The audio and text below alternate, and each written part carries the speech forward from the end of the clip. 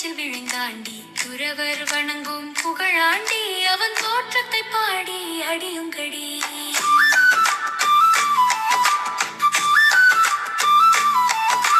மாமையில் ஏறி வருவாண்டி அன்பர் வாழ்த்த வரங்கள் தருவாண்டி மயிலாத புகழாண்டி அவன் சீர்த்தியை பாடி அடியுங்கடி.